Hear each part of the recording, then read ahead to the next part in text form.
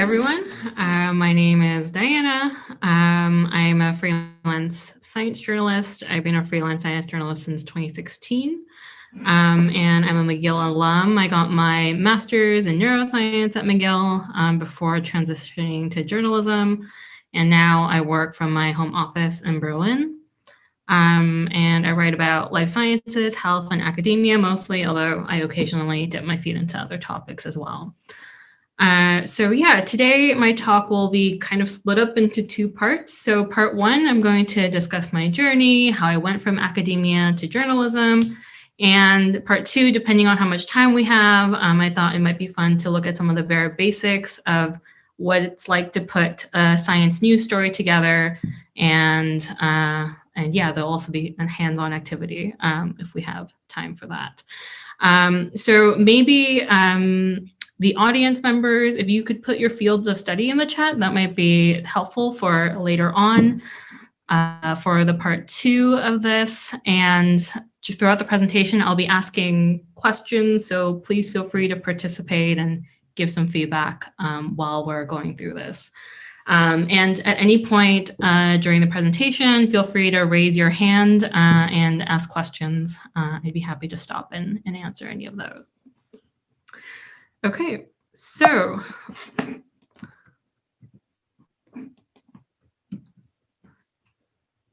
my first question for all of you is, what do you think a science journalist does? Great. Yes, that is right. And yeah, I guess I'll go into a little bit more detail about the specifics of the different kinds of stories a science journalist like myself will write. So one kind is, so what I write about usually, number one, are newly published studies.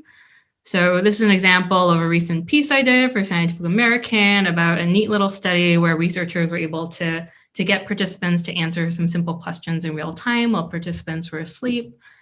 The second type is deep dives into an area of research. So this was a feature I wrote for Scientific American about something called functional neurological disorder, and it's a condition that was once known as hysteria, where physical symptoms like numbness, tremors, paralysis, and even coma can arise without any identifiable medical cause. And how the growing science behind it is really challenging the divide between neurology and psychiatry.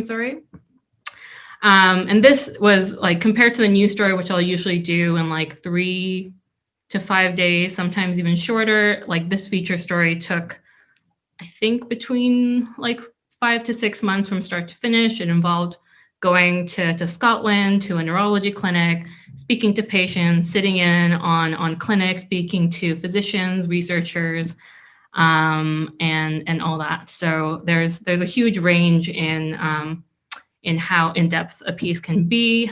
The third type of story I write is issues that affect scientists. So this is a piece I did for Nature about how preprint servers were blocking bad coronavirus research. I'm sure all of you have seen how this pandemic has really changed the way that publishing is happening.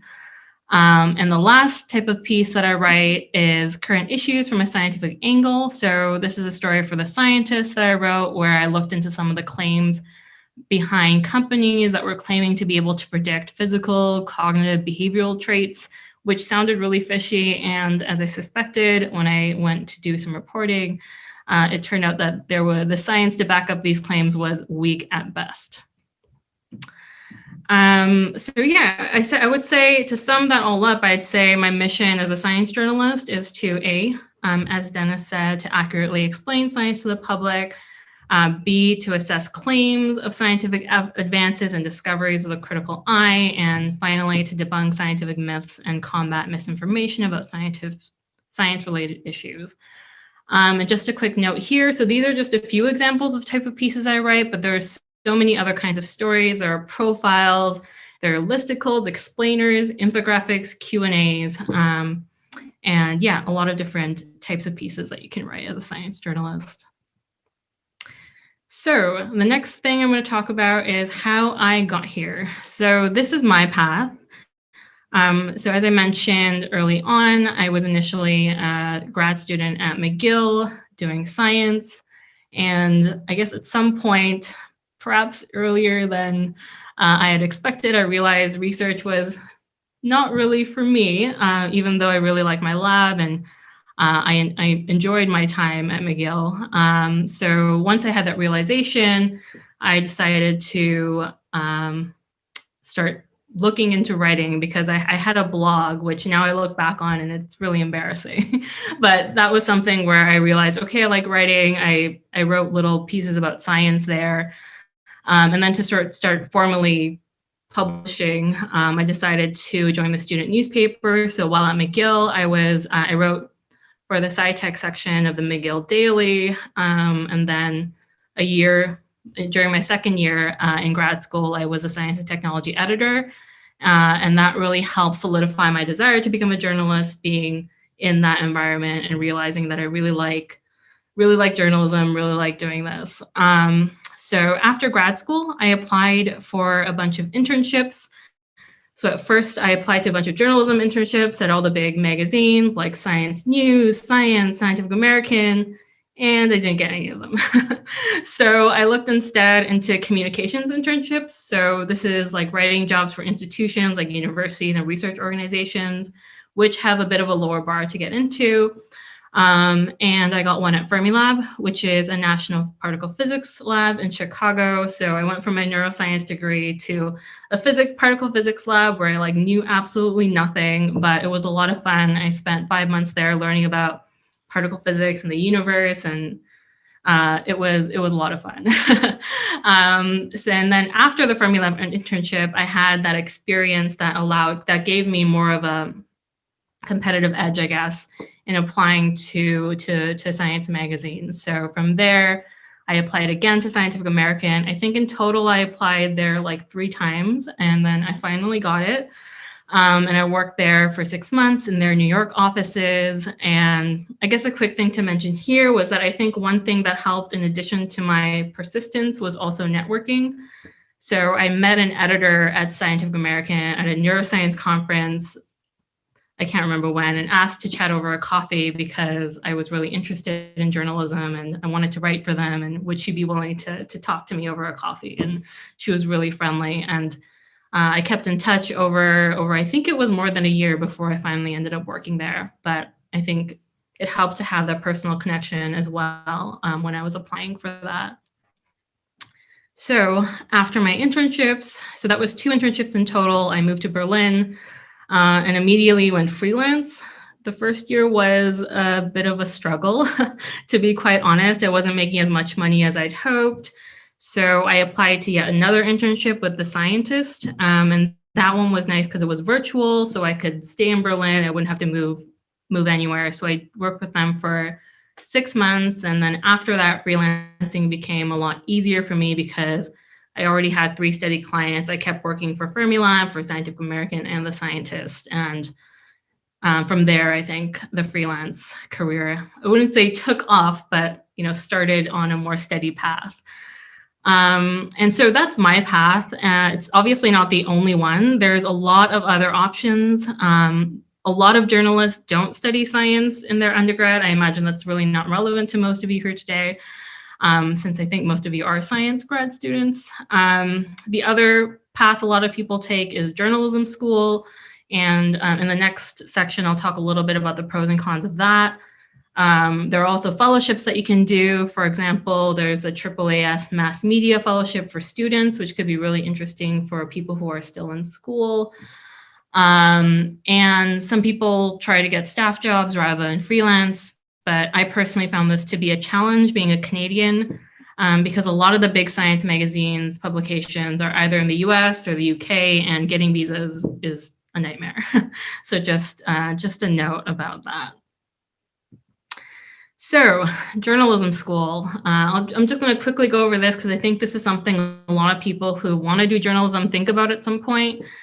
Because it, like the pros here, as I lay out, it's a way to get guided and structured instruction, and that can be really helpful, especially if you don't really have any experience after grad school, and like any experience doing freelance or working at your student newspaper or any of that. It provides a really easy method to get mentorship from your professors, from other students. You get a built-in network, and there's a much easier access to internship opportunities because that's built into almost every journalism program. And most of these are master's programs. The cons are they're really expensive. So, for example, Imperial College London's master's is £9,700 per year. So this is actually a figure from before COVID. So I don't know if it's more now.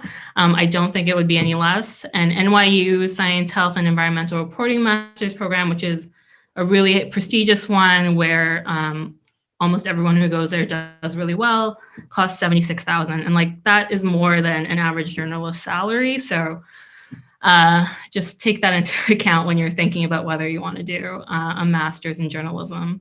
And I would also say that many of the pros that I mentioned here are accessible without a journalism school degree, but you have to put in more work. You have to be willing to reach out to people, to network, to make connections. And I'll talk a little bit more about places where you can do that a little later on in my talk. So landing an internship. I've talked about this a little bit already, but I think for me, this was the path that really helped me learn all the skills that I would have otherwise needed to go to a master's program to learn. So I'd say the easiest way to get that is to work for a student newspaper or magazine, because there's like no bar at all practically for writing for one of these publications.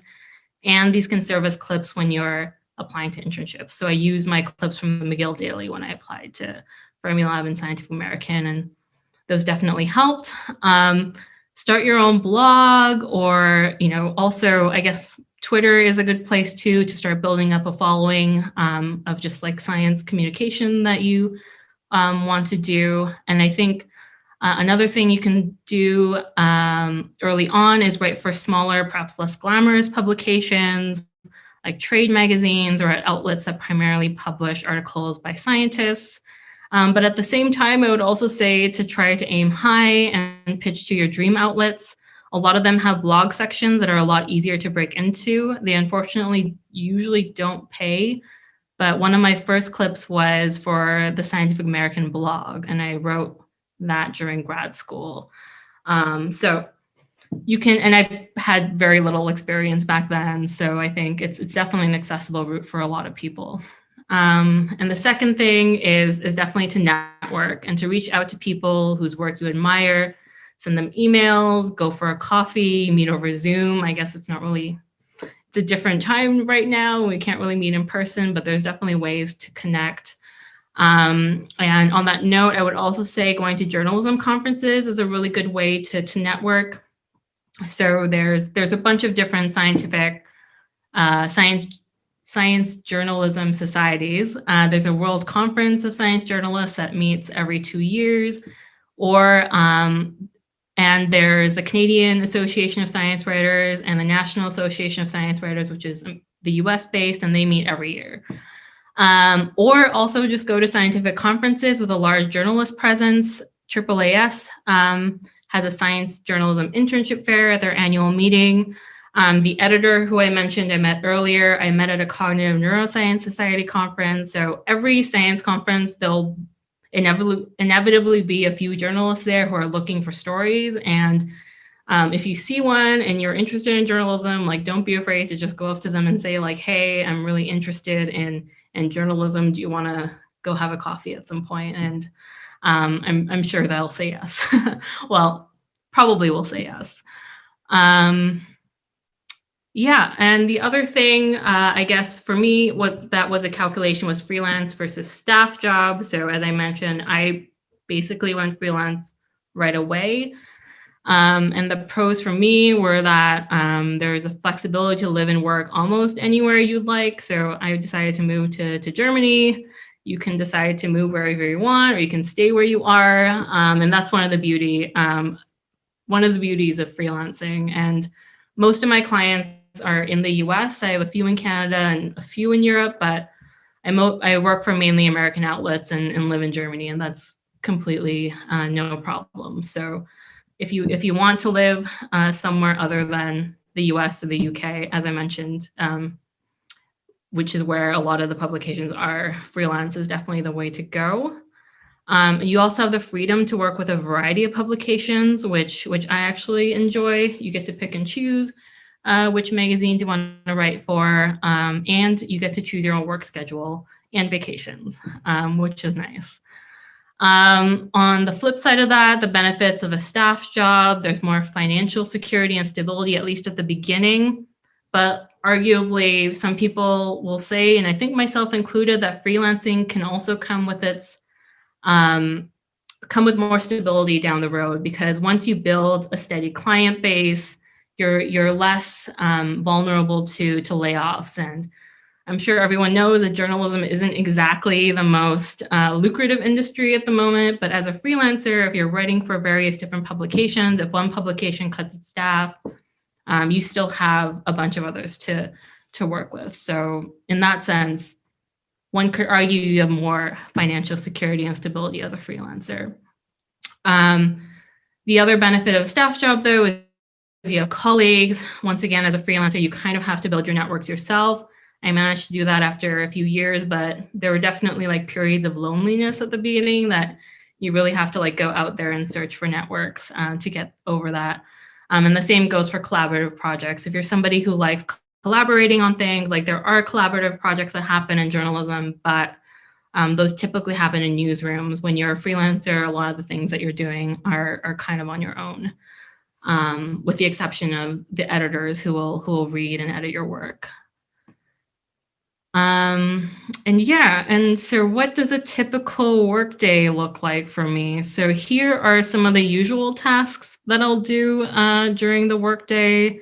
So emails, research, interviews, all of these things, and occasionally attending lectures and conferences, meeting sources in person, visiting labs, clinics, or research sites. So I guess this other section is like everything I couldn't do during the pandemic.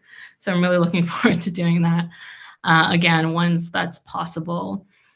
So yeah, any day is a mix of these things. Today, for example, I spent a bunch of time emailing sources and editors. I did interviews for 2 different stories I'm working on. I'm doing a news story and a feature. I transcribed a few interviews. I sent a pitch to an editor about a study that's coming out in a few weeks.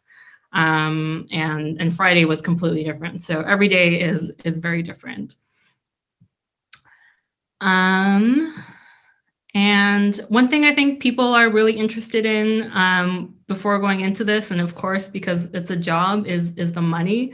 So this is a survey from the Open Notebook of 142 people, mostly US based. And this is the income distribution of a typical science journalist. So this is not just freelancer. Oh no, this is freelancers, I'm sorry. So this is the average freelancer income. I guess I'll tell you what I personally made. So in my first year of freelancing, I made 25,000 US dollars. So that was the year I realized, okay, I need to step things up, and decided to do another internship. And last year I made close to 50,000 US dollars. And that amount has been steadily increasing over the years. And there's various factors that come into play in how much you can make. As you can see, there's a small proportion of people who make over $120,000. And it is possible to get to that amount, I think. But it depends on the sort of balance that you strike in doing journalistic work and communications, or trade pub work for communications, or trade pubs, which pay a lot more and require less, often I find require less time to do than big magazines and newspapers, which often pay less, but come with more prestige, I guess, or more excitement in seeing your name in something cool like the New Yorker. And you also get paid more with more experience. So that's another thing. And I guess finally, how many hours you work also influences how much money you make, because as a freelancer, like I know people who just choose to work only 4 days a week. Or you can choose to work like a full 5 days or more. So you can really kind of, you can choose your income, which I don't think is really as possible in a staff job or in any other job where you're working for a company. Okay, so now I have another question for the audience. What do you think are the differences between science and science journalism, or differences and similarities?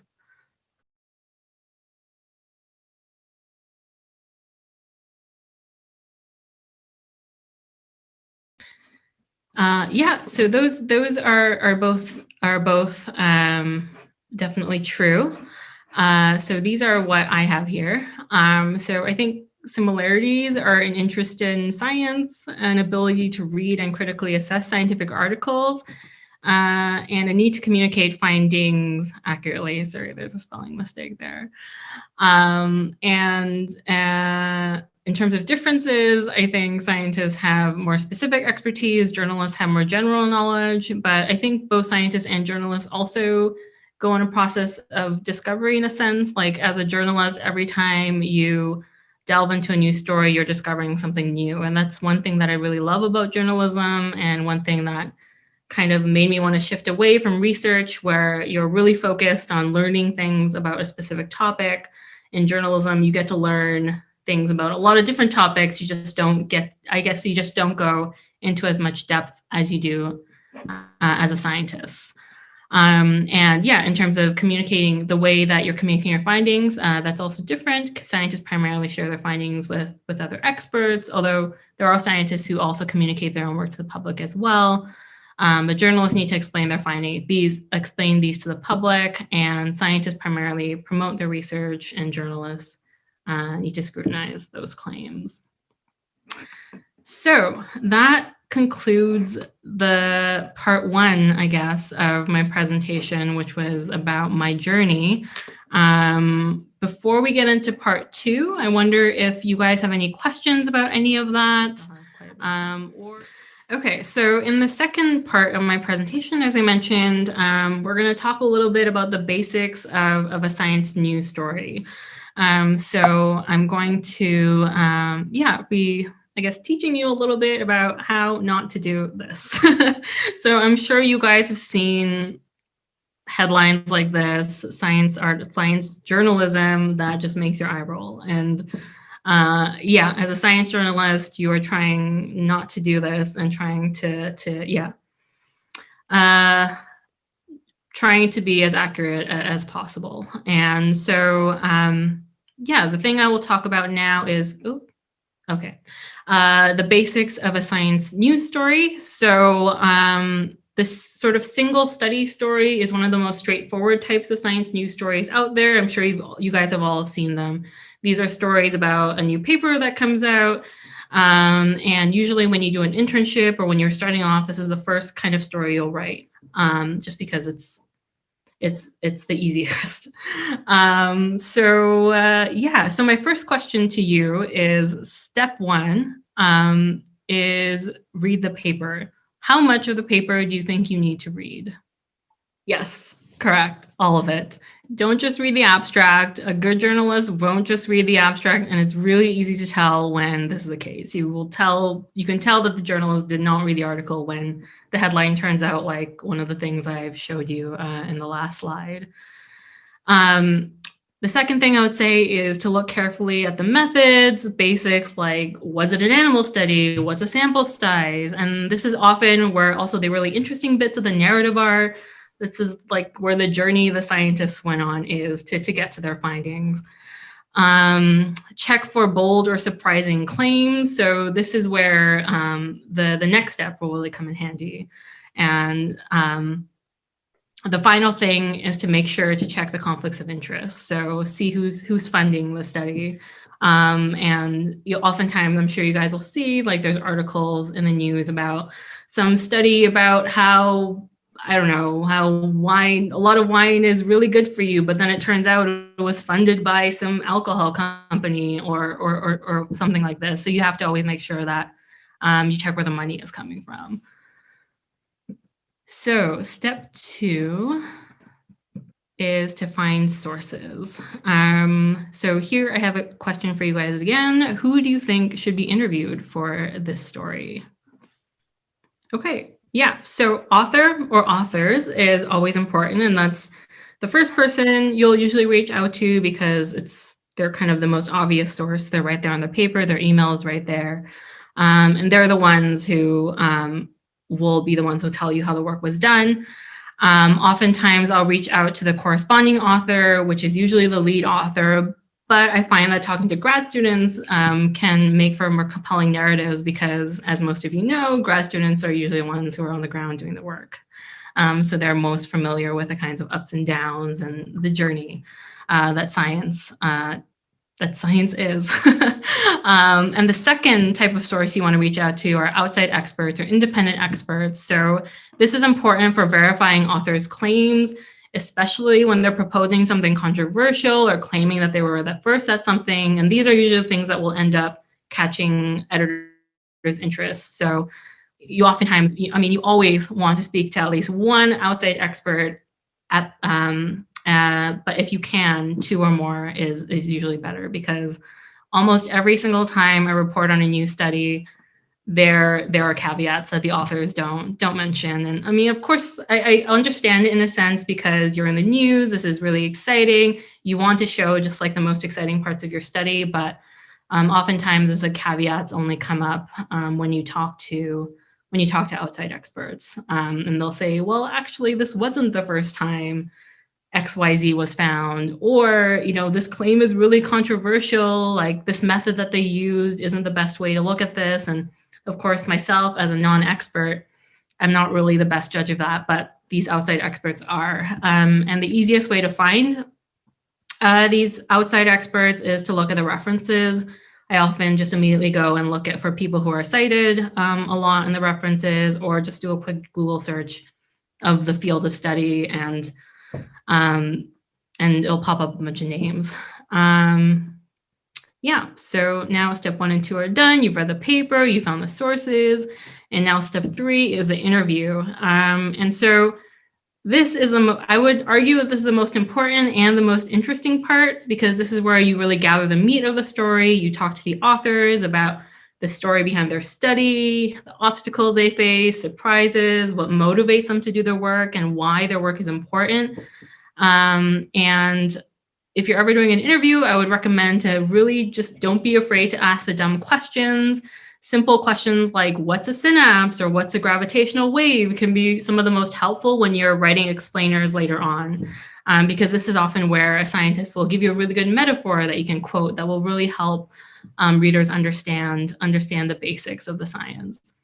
And outside expert, and you always need to ask outside experts, or always should ask outside experts, what they think about the author's methods, their findings, and their claims. And of course, you also want to ask whether outside experts have any conflicts of interest as well, because oftentimes, especially if you're in a small field, they'll have collaborated on something, or they will be collaborators. And you just want to make sure that you're getting an as unbiased view as possible. So step 3, you've interviewed your sources, and step 4, you need to write your story. So this is usually a part where I procrastinate the most. So I've done my interviews and I'll have all my materials, and then I'll, go make a meal or clean my flat or whatnot. So I'm personally this is the part that I dread the most. But here are, I guess, a few tips that can help, I think, when you're just starting out, and when you're wanting to write a story about a scientific article or any type of science. I think the 5 things to keep in mind are to avoid jargon. So make sure any words that a layperson can't understand, even ones that you take for granted, words like synapse, dendrite, EEG, MRI, define those. Use analogies, and these are really great to help people understand otherwise complex scientific concepts, and I'll have an example in the next slide of that, of a really good one. Use the active voice, so Dr. J put the solution into the beaker versus the solutions were put into the beaker. This puts readers in the moment. It generates a stronger connection to the story, and it clarifies who was carrying out the action. Number 4 is to tell a story. So build up the narrative. Like even in a single study story, you can sort of build up the narrative, build up the suspense, convey mystery, and describe your subject's emotions.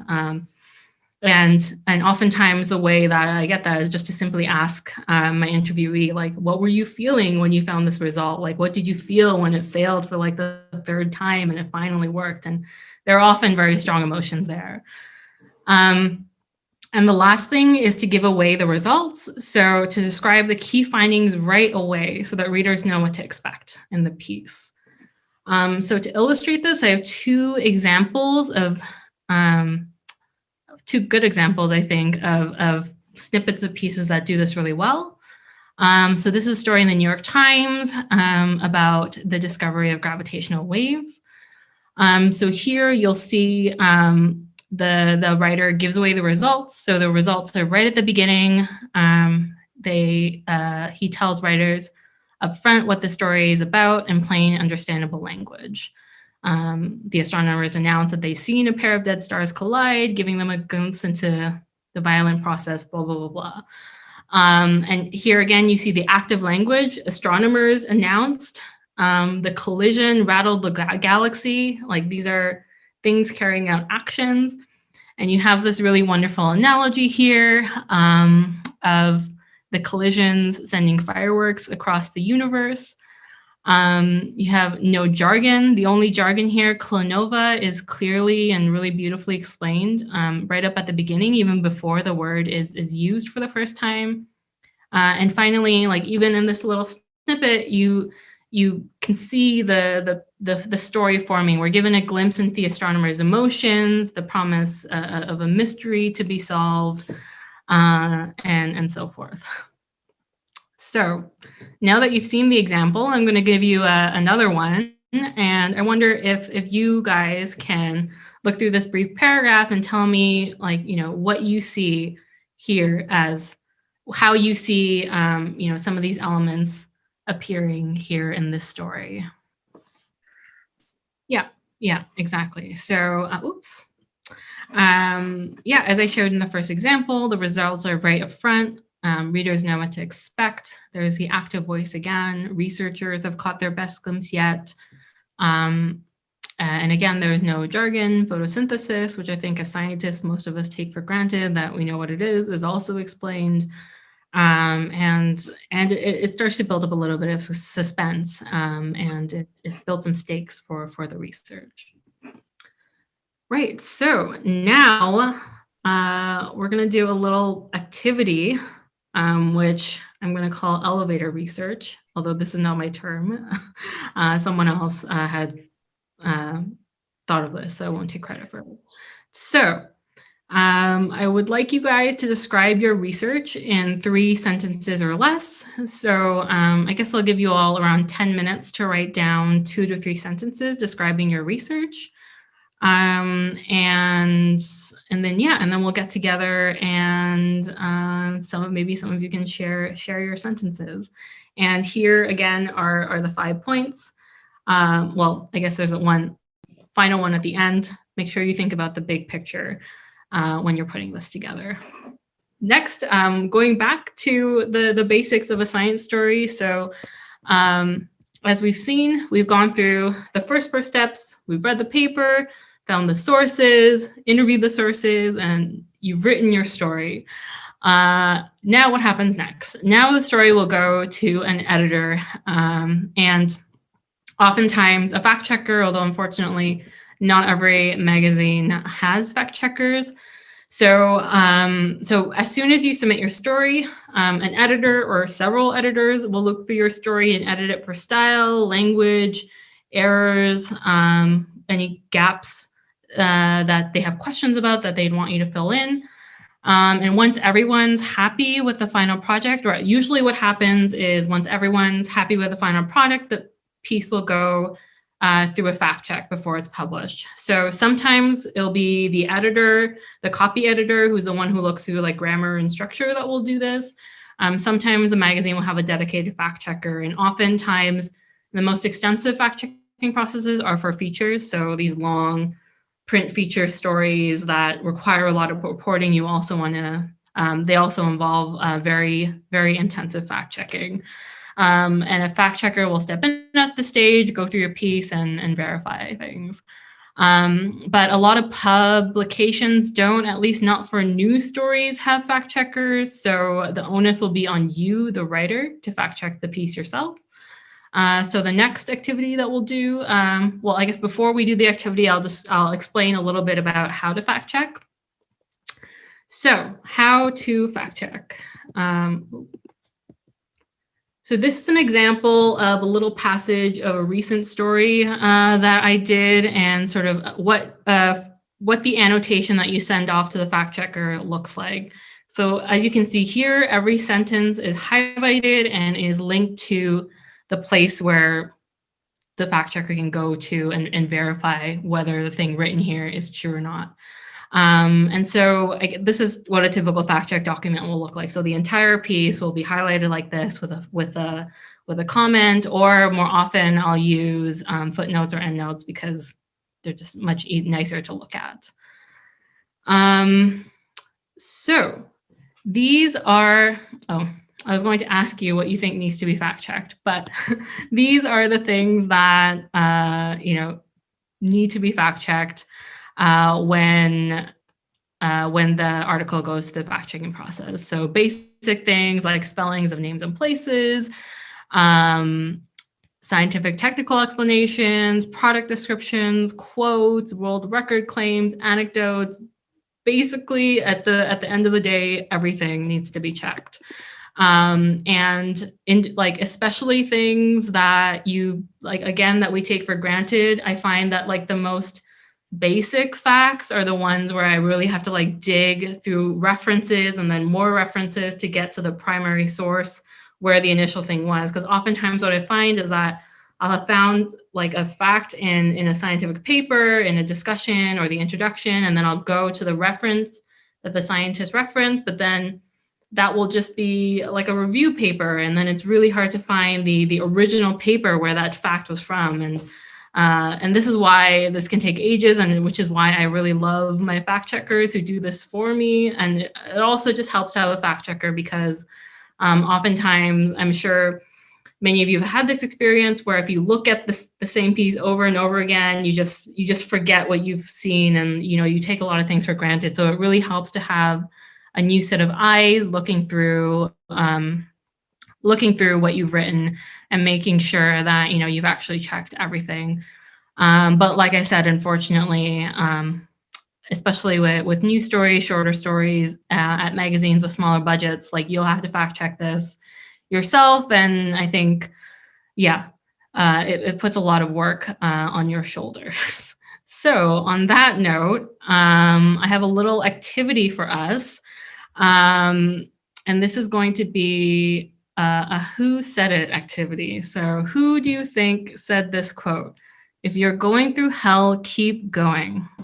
This quote is widely attributed to Winston Churchill, but it was not actually Winston Churchill who said this, despite the fact that if you look this quote up, I'm sure you found Winston Churchill pretty much right away in your Google search. So this quote is not by Churchill, or at least not verifiable in any of the 50 million published words by and about him, according to this publication, The Finest Hour, the Journal of Winston Churchill. But does anyone see a potential issue here? Can we really be sure of this source without looking through the 50 million words ourselves? Not really.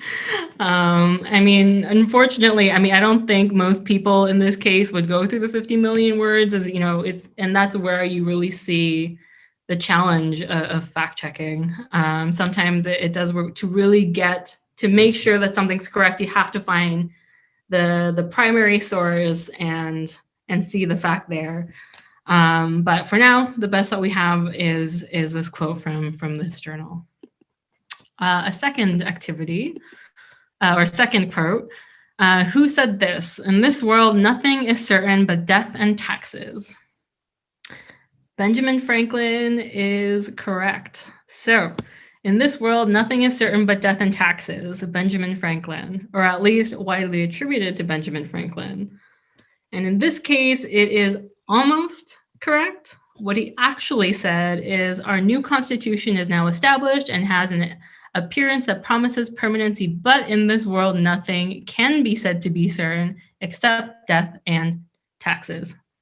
So here you see the subtleties of, even if something is correct, if you want it to be entirely correct, there are these nuances that you have to make sure you capture. So, this is one simple example. And another issue here is that this is from a correspondence according this is according to the memoirs of the life and writings of Benjamin Franklin. Another issue here is, how do we know that the memoir is accurate?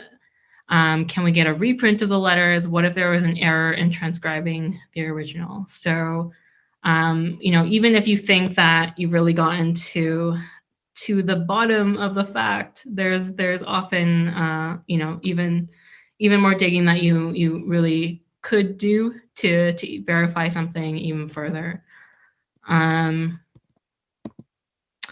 So yeah, that was just a simple fact-checking exercise for famous or historical quotes.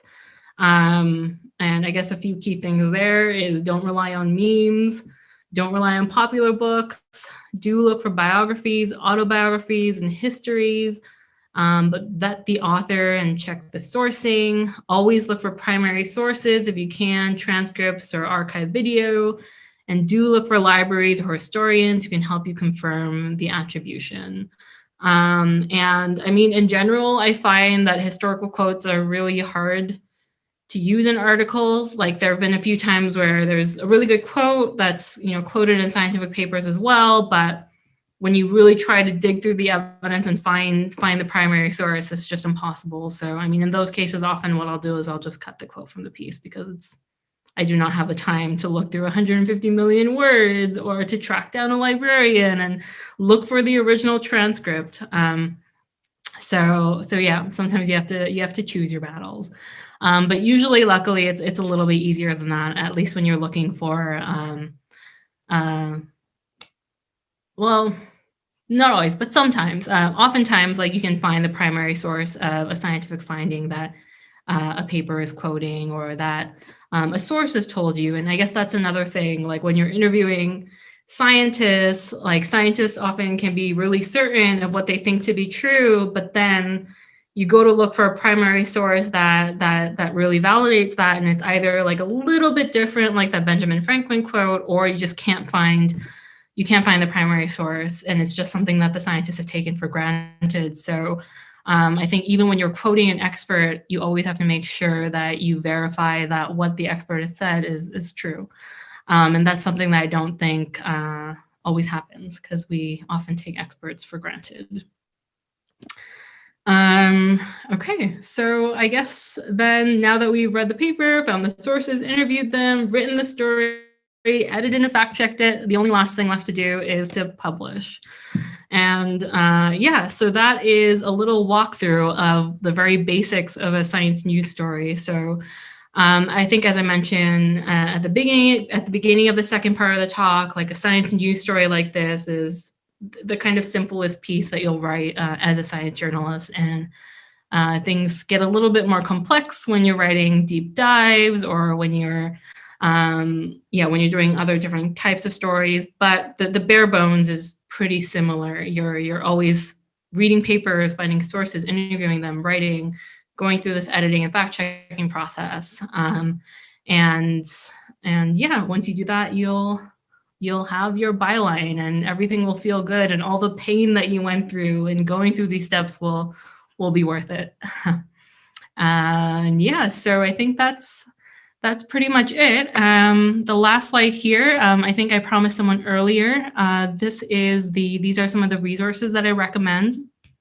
The Science Writer's Handbook is something that I bought, I think, immediately as soon as I wouldn't say as soon as I decided to become a journalist, but It was one of the first books that was recommended to me. It's really excellent. It walks you through all of the basics of starting off in science journalism, transitioning from, there's also a bit on transitioning from academia to journalism. There's stuff about getting internships, writing pitches, writing different kinds of stories, etc. So I highly recommend buying that. The Open Notebook is a free resource. It's a website about science journalism and communications, and there's all kinds of articles there that you can find about breaking into the business and about the specifics of how to construct a story, elements of a story, how to report different stories, how to find diverse sources, like basically everything that you need to know as a science journalist. And there's always new articles coming out. Two good societies to join. I'd say the National Association of Science Writers, which is US based. And because it's US based, there's when you go to their conferences, there's a lot more editors of big magazines than, for example, the Council of Advancement for Science Writing. The Canadian Science Writing Association, which I guess is a kind of sister organization in Canada. They also have a yearly meeting, but it's not as well attended by the editors of big publications. So if you can, I'd go to the National Association of Science Writers Conference. If you're a student, there's discounts, so take advantage of that. This year it's in Boulder in the fall, assuming that one can travel then. I think there's also a virtual component, but you'll have to check that on your own.